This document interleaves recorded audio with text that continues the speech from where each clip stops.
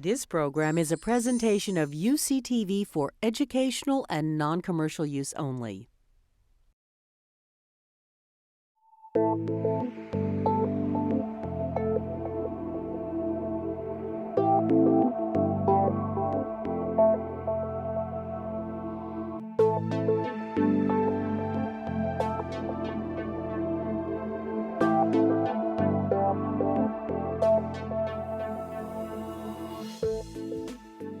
So San Francisco, bullets across the bay. Today we're going to have three panelists, three mystery writers.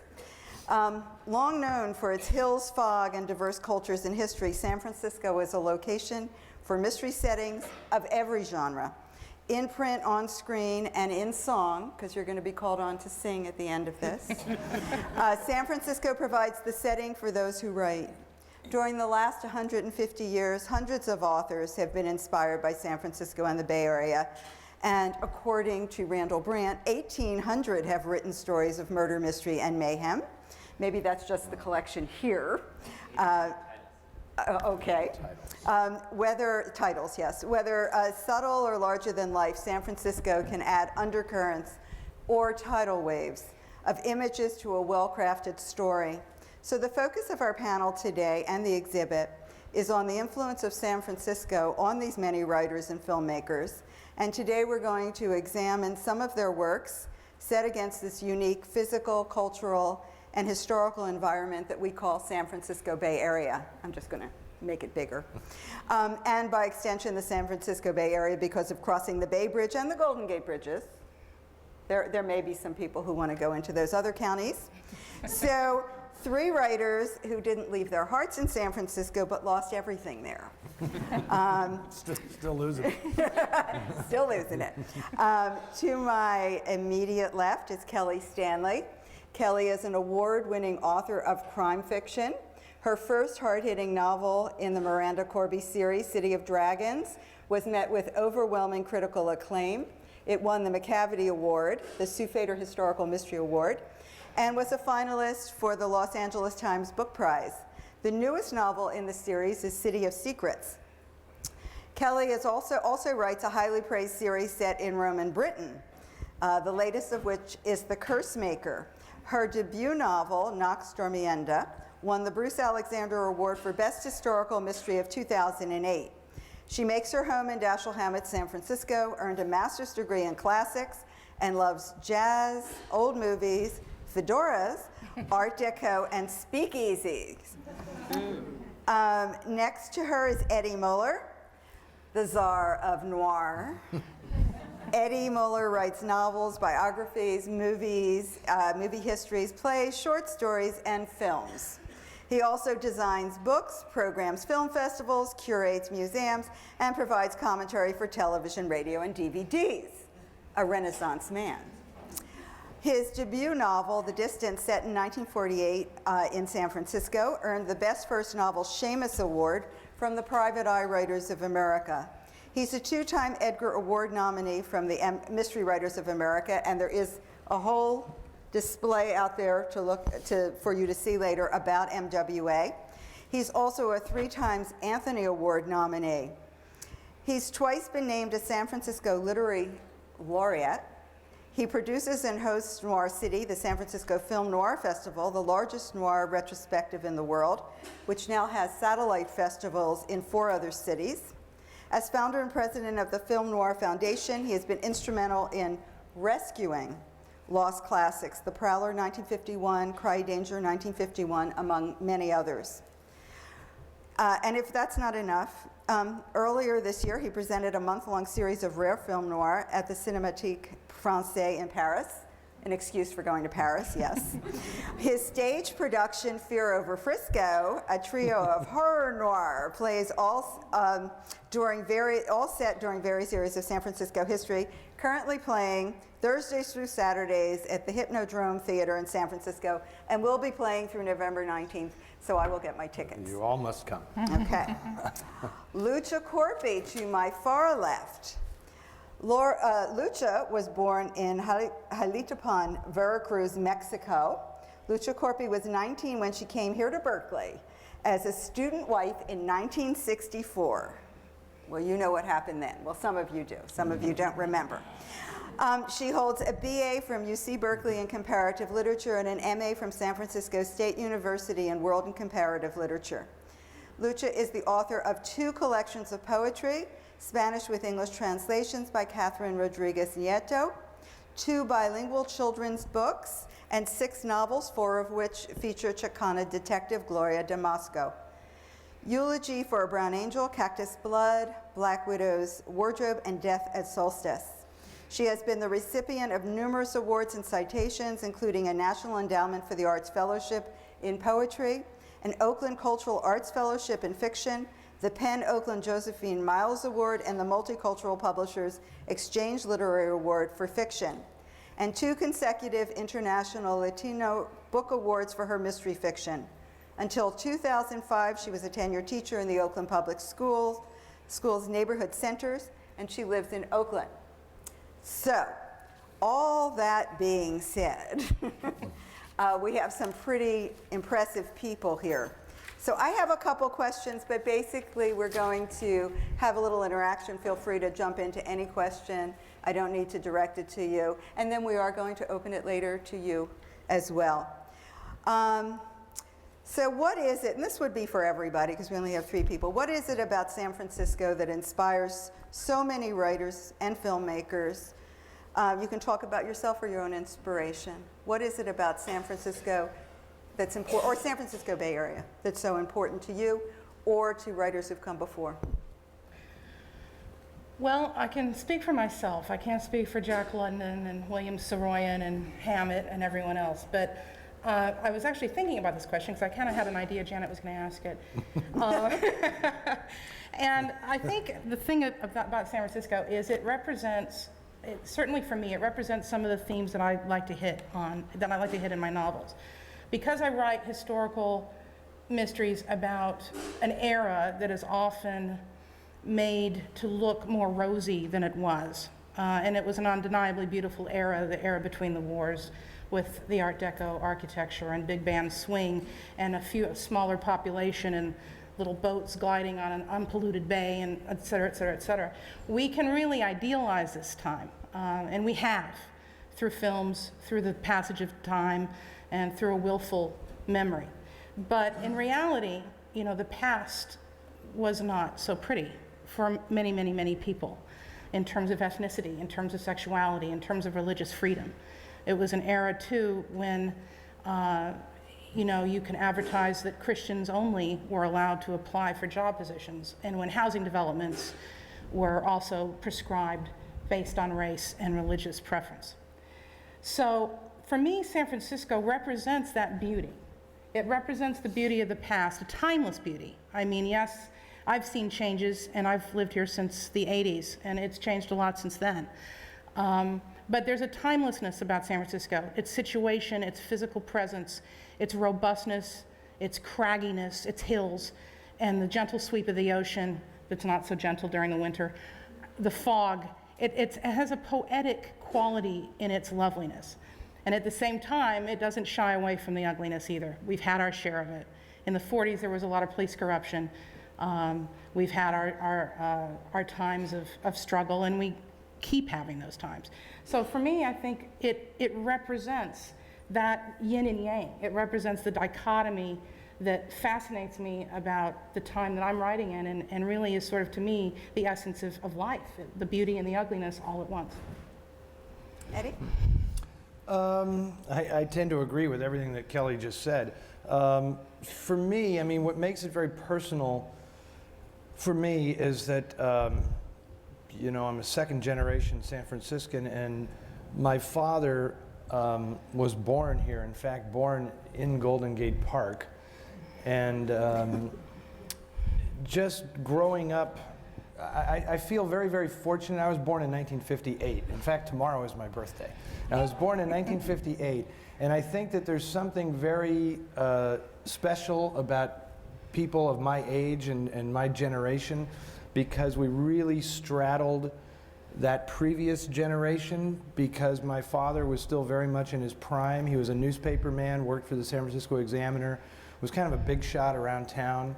And I really got to vicariously experience that era of San Francisco through him, and yet my informative years were what immediately followed. I mean, I am a child of the 60s and the 70s, and so I lived through that massive change between those two San Franciscos. And that's what really intrigues me about it, seeing how the city can transform itself, and also that I consider myself to be a native San Franciscan, but I'm well aware of the fact that the city attracts so many people from elsewhere who come here specifically to transform themselves, because they believe that San Francisco has that transformative power. If I can get there, I can become the person that I really want to be, or the person that I'm not allowed to be somewhere else. And I think this has always been the case in San Francisco, and I think that lends itself brilliantly to mystery and crime fiction because you don't know whether those motivations are altruistic or very deceitful. So I think San Francisco has people who venture here and transform themselves into something wonderful, and then it also has people who are complete charlatans who are looking to take advantage of all of those gullible people. And these things coexist, and I really think that I see that you used my quote out there, crime fiction was born in a small apartment at 891 Post Street. I really think that Hammett, for our purposes today, was the person who really saw and felt all of that. And in those 5 novels and, incredible number of short stories, sort of set the template for everything that we have done since. I mean, I give him full alarming credit for that somebody can get so much accomplished in 5 books. Anyway, that's what I basically think is the underlying. If there's one underlying theme to San Francisco, I think that's it. That people come here to transform themselves, and it doesn't always work out. Lucha, you came here? I came here from actually the other coast, Veracruz, the Gulf Coast, which is very different. But when I came directly to Berkeley, and I didn't know English, and it was 1964. The reason I learned English so fast was because I wanted to know what was going on all over, including San Francisco, Berkeley, certainly. So I did manage to learn English because I didn't want my husband, who knew English well, to translate for me. I wanted to hear it directly from the hippies who were on Telegraph Avenue, barefoot. Here I was. It was fascinating for me because I was coming from a third world country, Mexico, where if you don't have money to buy shoes, you don't wear shoes. But here, it was the sons and daughters of lawyers and, the professional upper class, going barefoot by choice. So that was my first encounter with the Bay Area through Berkeley. I did not go to San Francisco. Still, my husband was working and going to school and all that, and was hardly home, so I was pretty much left to my own devices. And I enrolled in a school, over here on Dwight Way, McKinley High, which doesn't exist anymore, to learn English.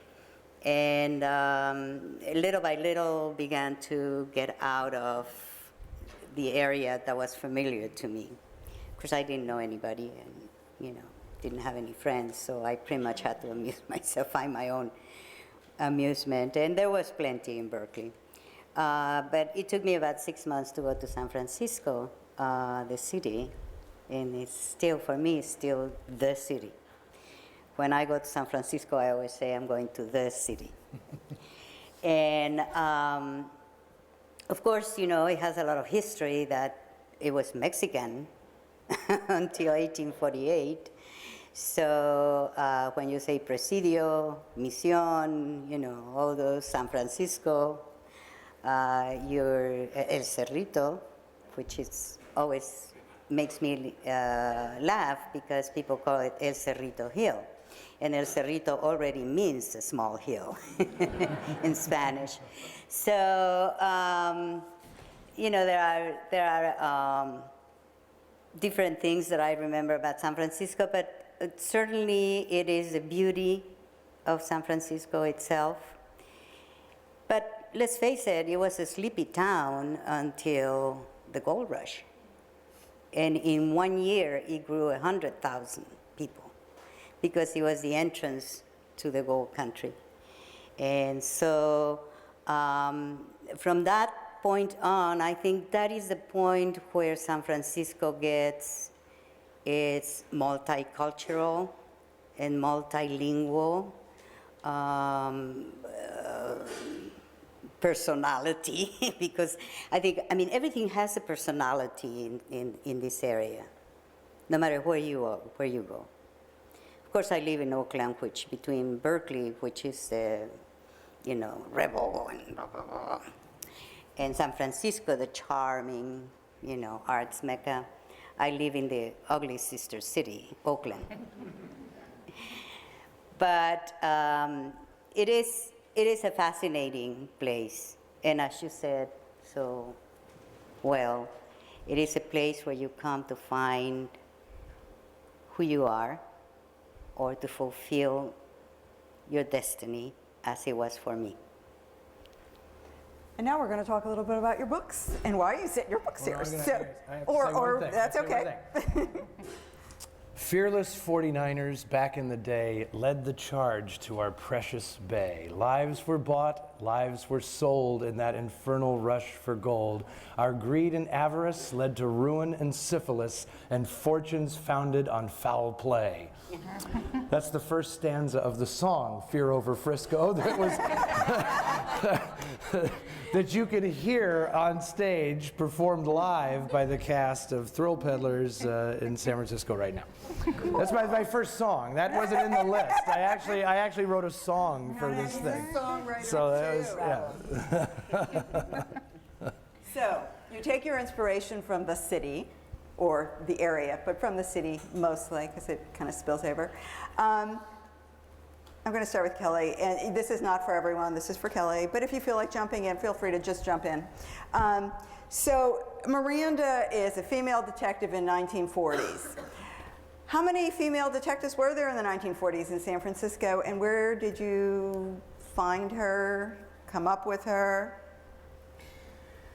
Well, Miranda is a product of a long-standing affection that I have for the noir form. And I have to say, you know, and this is not a subtle birthday present for Eddie, without him, I mean, he himself has been such an inspiration, not just to me personally, but for so many of us in the city, as authors, as fans.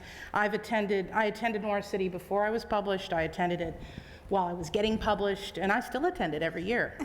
It's awesome, and we owe that to him. Miranda came about because of my fascination with noir, and because of my fascination with this era.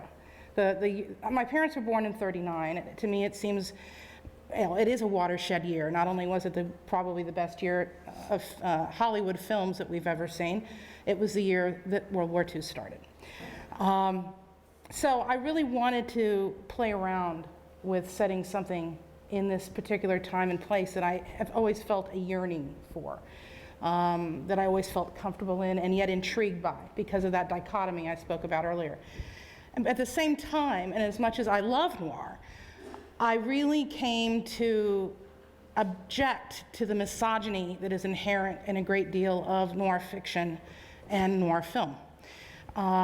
You know, when you see the schmuck getting railroaded by the broad over and over and over again, and then you study this in your classes, and you realize that this goes back to Eve and Pandora and Jezebel, and you know, you can just fill a book naming all the bad, beautiful women that populate, you know, literature since time immemorial. I love that. I knew he'd say something. Yes, I love them too, but one grows tired of that as a woman. And you know, let's just say they're a little hard to live up to. So what I wanted to do is create a character that had those attributes that we know and love. Who's beautiful, who's sexual, who's strong, who's smart, but damn it, who is not bad. You know, that was where I wanted to draw the line. And so Miranda, I thought, let's do something very transgressive. Let's take the femme fatale and put her in the Seamus shoes. And that's what I tried to do with Miranda. And San Francisco, being the transformative place that Eddie so eloquently spoke about, seemed to be the place to do that. So that's really how she was born. And so far as her veracity, there were, last time I counted in my 1940 phone book, which is one of my prized possessions in terms of research, over 25 detective agencies in downtown San Francisco alone in 1940. A great many of these places used female operatives. Female operators were not uncommon. A woman having her own business would have been uncommon. And I can't say that there were any female detectives other than Miranda at the time, but I know there were definitely female detectives. So, you know, it's her destiny. And a lot of people don't want her to be where she is. They want to take her down, but she's going to keep going. Lucha? So you chose a detective, and where was your inspiration? Well, actually, my detective chose me. Okay. Well, I give you the short story, very short story. I was born and grew up in a village. It wasn't even a town in the southern part of the state of Veracruz. About 2,000 inhabitants. If you go from the Pacific, the isthmus of Tehuantepec, all the way to the Gulf, you will go right by my village. And in this, you know, there were three things that were very important to people. One was poetry, the performance, and the creation of poetry. Short story as part of the oral tradition, and also music. And growing up in this environment, you know, the town was so small that when my brother and I were inseparable. He was 6 years old, he had to start school, I was 4. I couldn't, but my brother wouldn't go to school without me, which meant that, you know, he wasn't going to go because he refused. So my father, being a small town, which my mother always used to say that a small town is a big hell because everybody gets into everybody else's business. But one of the advantages is that you actually know everybody. So my father knew the principal and the teachers and went to talk to the principal, and the principal said, oh, yeah, sure, it's okay. You know, I mean, if she's quiet, you know, it's okay. And, you know, he can come, he'll get tired of bringing her, he'll make friends, other friends. She's too young, she'll get tired of coming. But it didn't happen that way. So I did, you know, as an illegal student, they gave me a little desk in the back of the room. And over there, I sat quietly and I learned everything, all the subjects for the first grade. My father would, you know, correct my homework at home. Then I went through the first grade, but of course, I was for free and illegal, you know. So then I went on to the second grade with my brother in the same situation. So I learned to read very well, and by the time I was supposed to start school, they would not allow me to go to third grade. I had to repeat the second grade. But my father, to challenge me, there were two things that were very important. You know, one was that my third grade teacher, to challenge me in reading and everything, started teaching me how to declaim poetry, how to know the phrasing of poetry, how to deliver a line, how to project a voice, you know, all of those things. And the second one was that my father had a cornea transplant and couldn't read, and he asked me to read from the paper for him.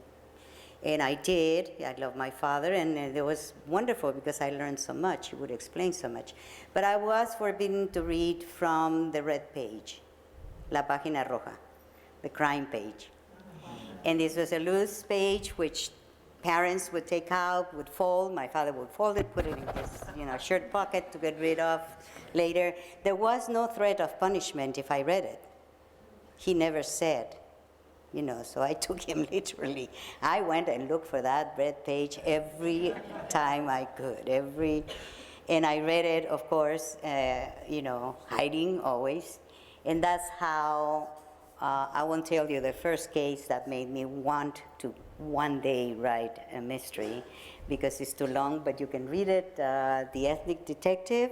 In The Ethnic Detective, I think it was the first issue, yeah.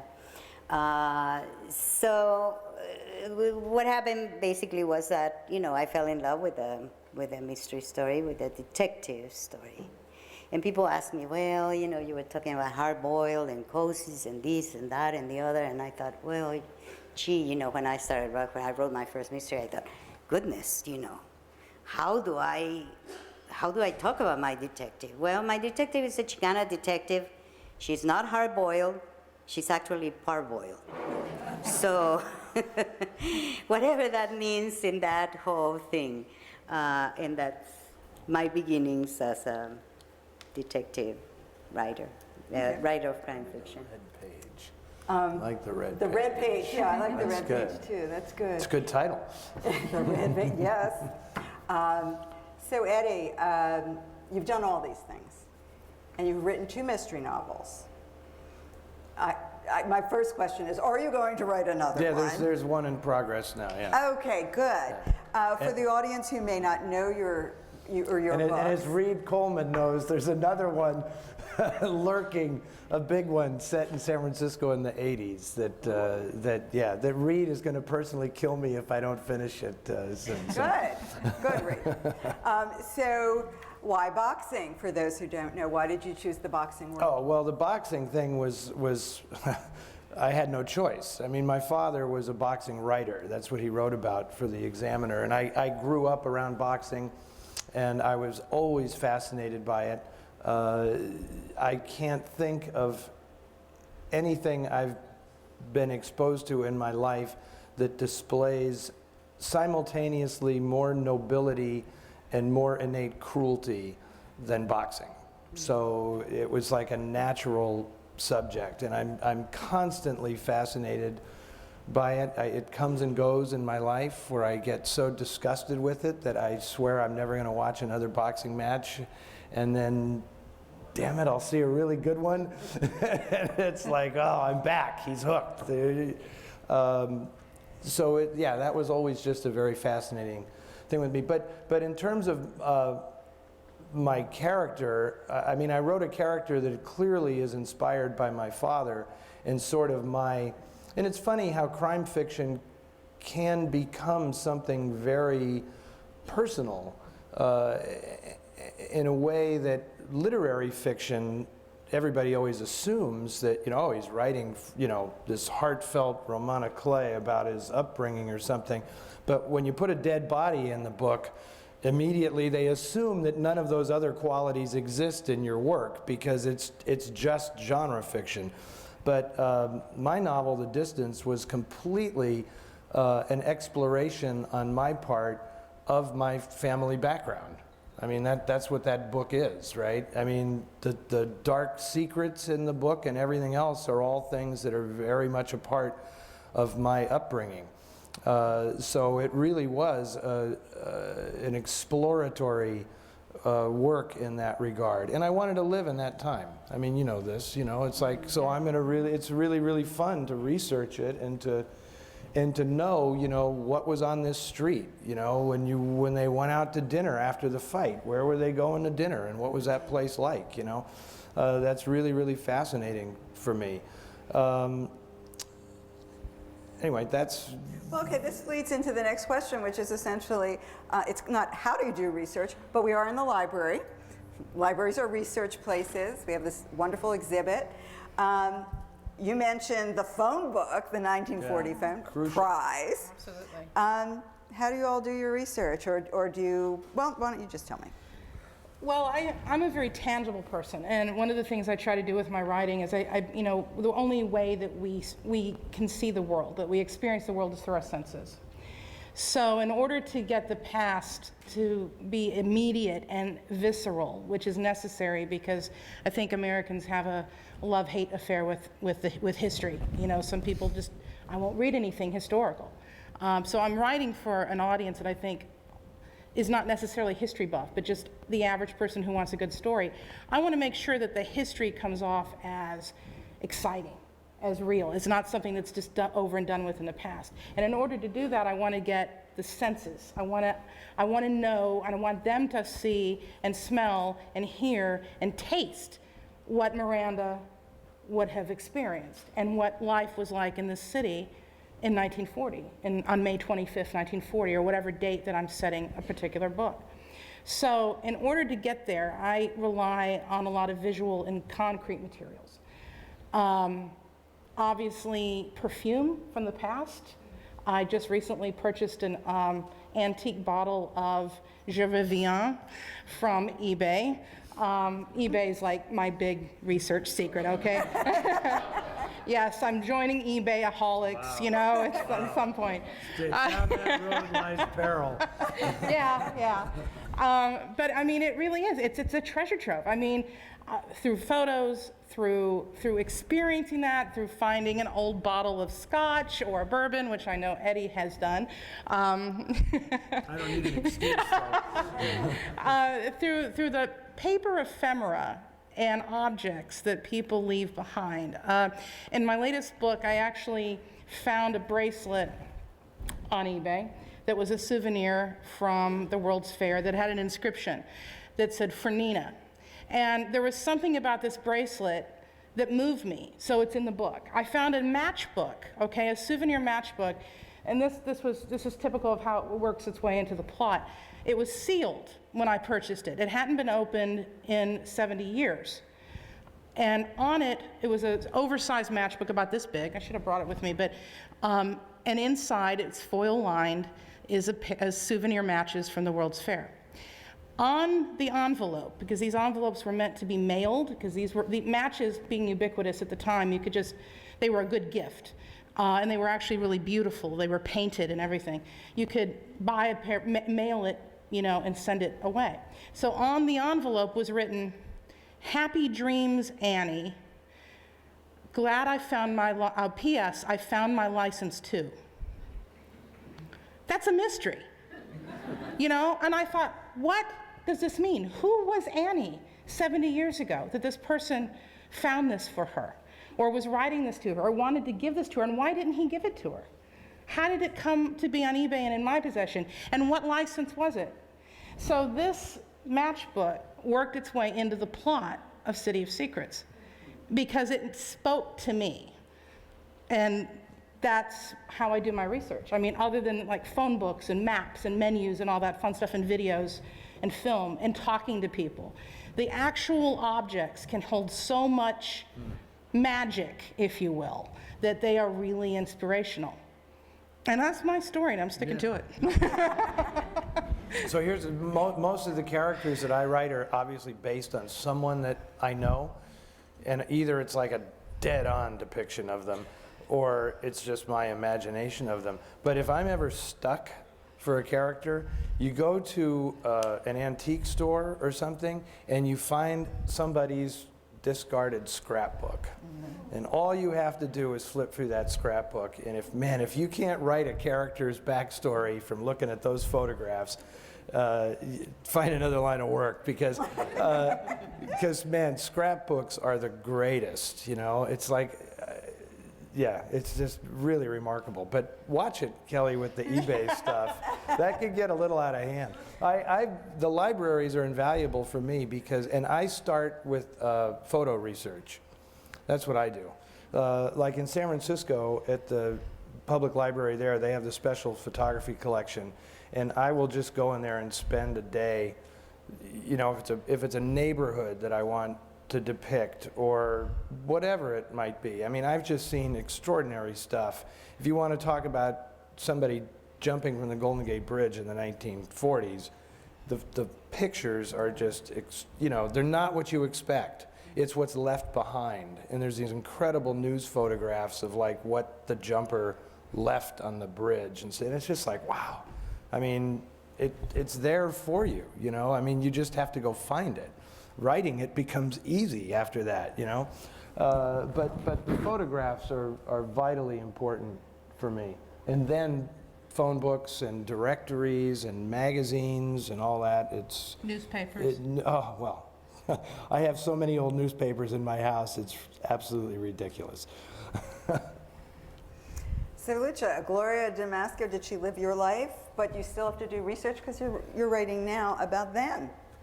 Well, it's amazing. I mean, memory is so selective. We all know that. And as we grow older now it's getting even more and more selective.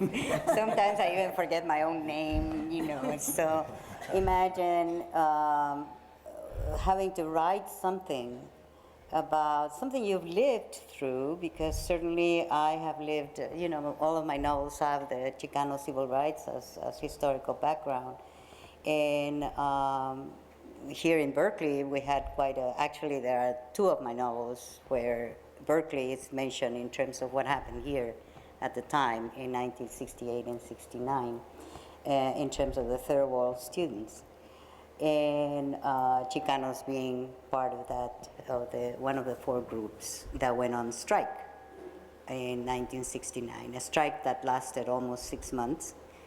A strike that was not welcomed by anybody, but that at the end, the students prevailed and it got 10,000, including faculty and teaching assistants, all kinds of people, aided by secretaries, you know, yay!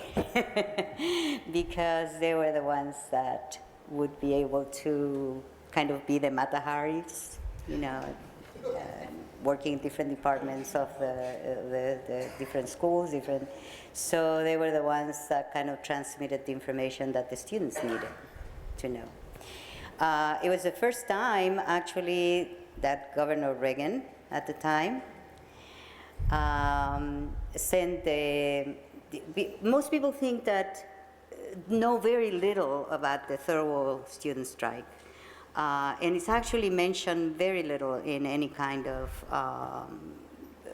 documentary made of the 60s in Berkeley, in the 70s. But it was the first time that a National Guard was called to occupy a campus, was against the third world students by Governor Reagan then. It wasn't People's Park, it wasn't any other, and yet there's very little mention of this. It was the first thing that attracted me to write with a historical background, because there was so very little known. Even in this campus, there were only 200 and some students of color, and that included all four groups, including the Native Americans, in an institution that had 27,000 students. And there were only really, literally a handful. They had to, you know, to fight for every little bit. I lived through that. But once you sit down to write something, you don't really remember all you need to remember. So because also the first novel, Eulogy for a Brown Angel, also has to do with the Peralta family, which owned this land. The Peraltas owned the size of 5 cities in the East Bay, including Berkeley and Albany. And I needed to find out about them, so I went to the Oakland City room at the main library. Wonderful. And the man who was heading that was so knowledgeable. But the information that I needed for the novel, I could not find anywhere. So he simply took me to the vertical files And I started spending days and days and days, kind of dusting off stuff, because those are the primary sources. And newspapers, as you were saying, are incredible how much information that you need to research is done through all newspapers. I believe in that. I believe in libraries. I love libraries. Of course, as a student here, I spend most of my time in libraries studying and doing this and that. So, I worked as a student in the first Chicano Studies Library. And the Ethnic Studies Library, Lily Castillo Speed, is just a wonderful librarian. I have had to come to Berkeley many times, to the Ethnic Studies Library also, and to the Bancroft Library as well. It's a good thing that I'm an alumna for life, so I have this little card that will allow me to all kinds of stacks and places. And so, yes, absolutely, libraries are very important, and newspapers as well. Psychically, the way I feel about it is if I'm working on a project, there's something about going to the library or going out and actually driving where you're talking about, actually talking to people who live there and doing that research is infinitely more valuable than anything you are going to find on the internet. I mean, I'm not saying that the internet isn't a fantastic and convenient tool, but I have yet to actually trust the damn thing. It's just, I'm that generation, I guess. But I trust the newspapers. I mean, when I write my stuff, I set a particular date aside, and I go to the library, in the main library, go to the newspaper periodical section. We had 4 newspapers in San Francisco at the time. I try to research all 4 of them. If I'm pressed for time, it may be 2 of them. And I see exactly what the weather was, what was going on, what movies were playing, what were the headlines.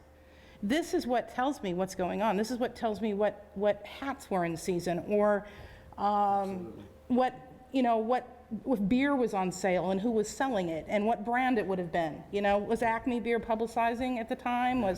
I had a Thanksgiving dinner in my book, and because you know the date, right? Yeah. If it's Thanksgiving in 1948, you know the date. So I went and got the newspaper, and I knew exactly what they would be talking about at the dinner table. Exactly. It's like, man, that guy that's still in the iron lung, I can't, how long is that going to go on? And it's like, that's on the front page of the paper that day. What I would like to see is a world where you can have the technology and still have the book. There is something very intimate about a book in your hand, even a big one. You have to carry a tome. But there are some things in which the research online is also very helpful. And I've done, I've researched, I'm sure I'm on all kinds of FBI. I mean, I was in the 60s already, I'm sure, But now, I'm more so, I'm being, Homeland Security is very aware of what I've been researching, because there are times when I need to, I did the research for the first novel because my detective was going to carry a gun, and I had to know what that feels like. One of the Oakland Latino police cops, was very, very nice, and he, said he came to my school after reading that first book, and said, anytime you want to, I can take you on, with me when I do this and that, and any kind of help you need, just tell me, love to do it.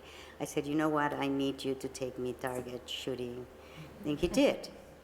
And I learned to handle different, including a rifle, that was awful. And I began to respect more and more life, even more so than I did before, because there is a bullet that is the size of this knuckle, my little pinky, that at 50 feet can kill anybody. I got a lot of, respect, a lot more respect for life even then, because it's so precious and so fragile. that a tiny bullet would just cut it completely. But I did need to research more recently, I think, with a couple of rifles that were not as heavy and, bulky as what I had used to shoot when this friend took me target shooting. So I went online and I researched, the rifles that would be light enough for my detective, who is only 5'4", and kind of slender. So that is very good. Some interesting things happen after that in my computer that I am sure. As soon as you write rifle, or handgun or whatever, immediately somebody, Big Brother is watching you. And I'm sure I'm somebody's list of something or other.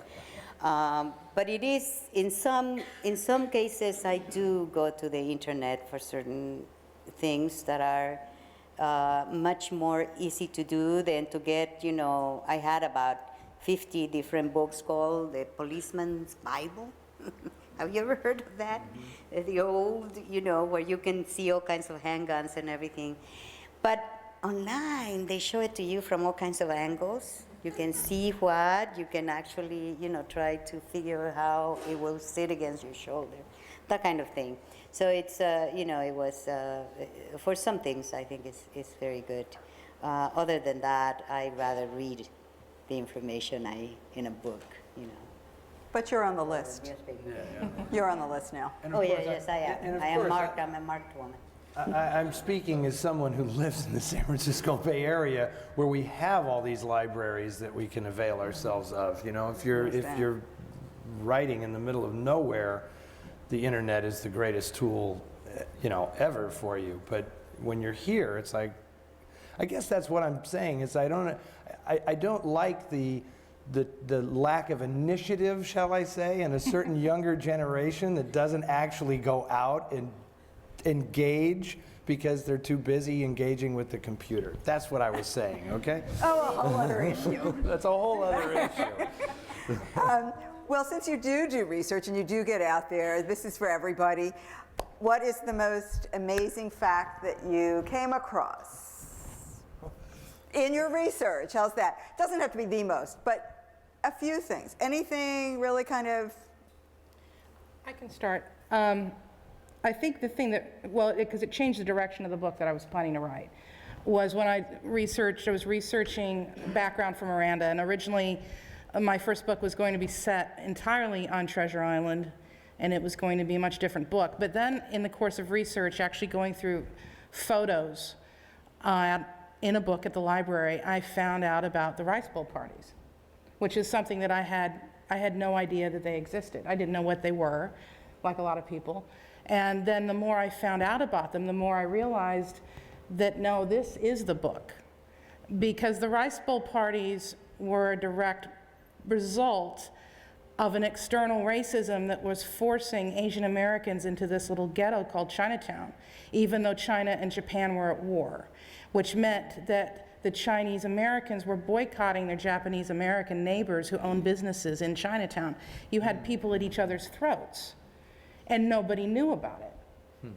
And so the Rice Bowl research directly led into that. And that just, it astounded me that it was something that, even though I'd heard of, obviously I knew about the fair, and, I considered myself fairly astute in San Francisco history. I had never heard of the Rice Bowl parties. And they had been held for 3 years on the West Coast. Ours was the largest. They had one in LA, they had one in Portland. But it was a little bit of forgotten history, and it totally changed my life. Kelly, explain the Rice Bowl party. Oh, sure. Sorry, the Rice Bowl party was a 3-day and night celebration that occurred in Chinatown, sort of like a Mardi Gras.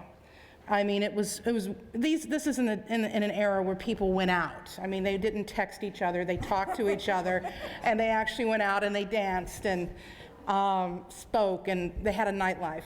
And thousands and thousands, I mean, literally a couple of 100,000 people over the course of 3 days would fill Chinatown. Streets were all shut off. It was usually held in conjunction along with New Year's celebration. And the whole point of it, ostensibly, was to raise money for the Chinese war effort against Japan, the Sino-Japanese War, second one.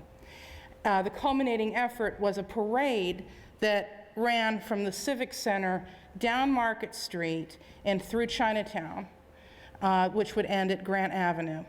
And women carrying a large Chinese flag, huge flag, and dozens of women holding the edge, would go slowly down Market Street and through this route. And people along Market Street, from windows, from people on street corners, would throw money in this flag. And I'm proud to say that our city raised a lot of money that way. But that was the culminating act of the Rice Bowl Party. And it is the event that opens City of Dragons. I get the most interesting thing for me, I guess, is this plot of my second novel, Shadow Boxer, came entirely from a very, very strange book I found in a used bookstore in downtown San Francisco that I have no idea where this all came from, but it was the most meticulously detailed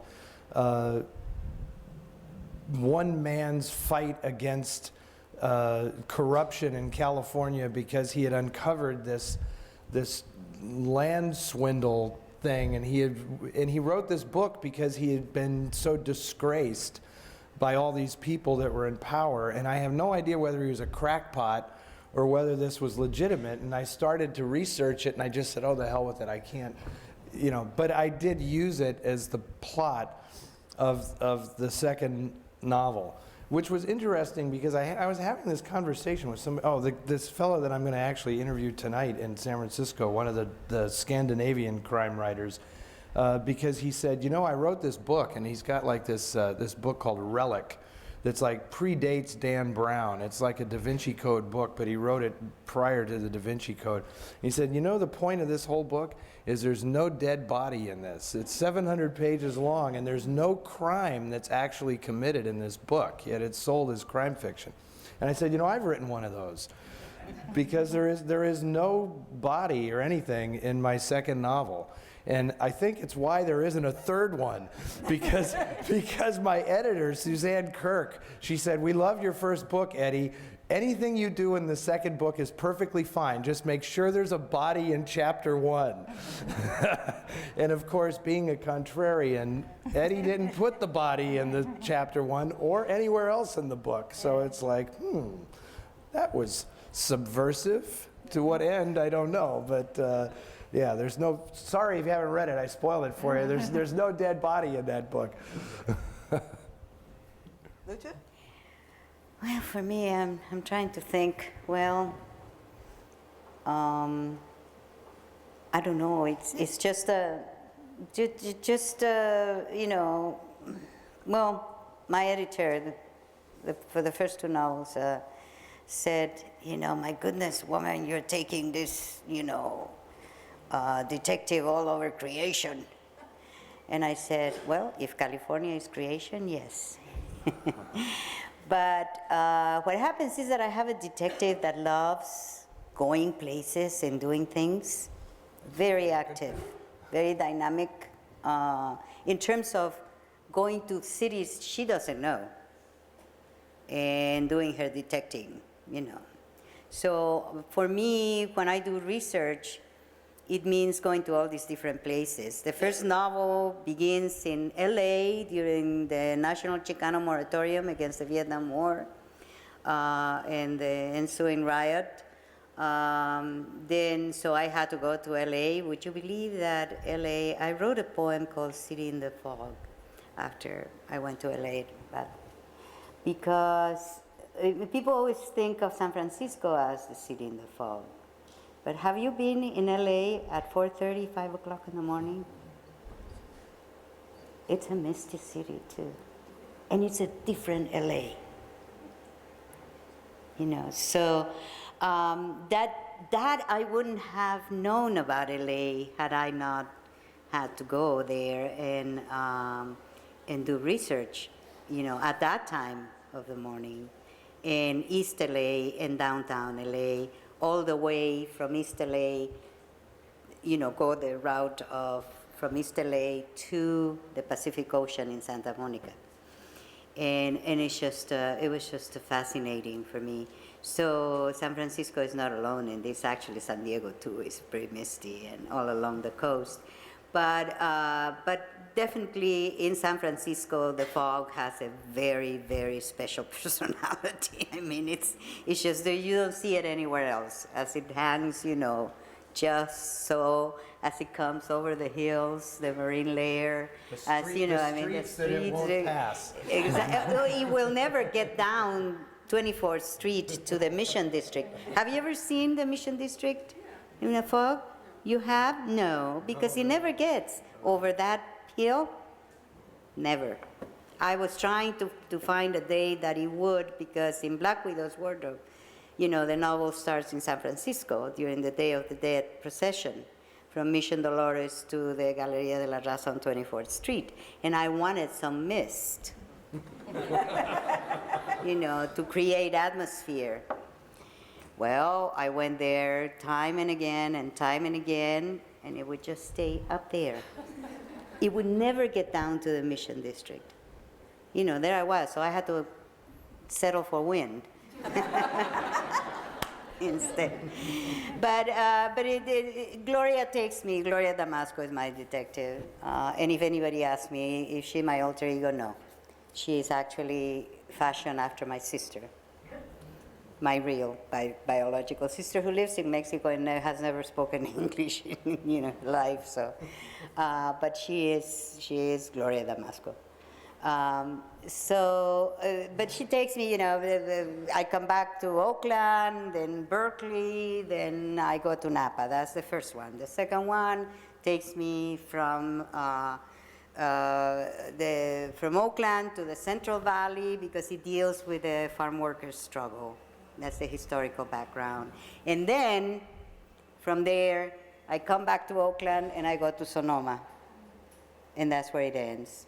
And so you see, Black Widow's Wardrobe takes me all the way to Tepoztlan in Mexico, near Cuernavaca. Have you ever been there? Yes. You know how there are some places that are cosmic? They have a certain something, you walk in there and you feel invigorated. You want to feel that way, go to Tepoztlan in the valley of the Cuernavaca, about 40 minutes from the city. So anyway, all of these different cities. So my research is really, it takes me from 6 to 8 months to do research for a novel. And I don't sit down to write until I finish my research. And then my husband is a photographer. He loves going with me because we go to all these places, and he takes photographs of everything that I just point, and he's my photographer. And then puts things on the wall, on cardboard and poster paper and everything. My office is full of all the photographs. So if I need to verify something or to pick something else, I have all the photographs there. But I continue during the writing, continue going to these places, just to keep that flavor, that taste, that sense of the city that I'm writing about. Well, I want to thank you all, and I want to thank Randall so much for Yeah, inviting great me and exhibit, inviting great us. exhibit.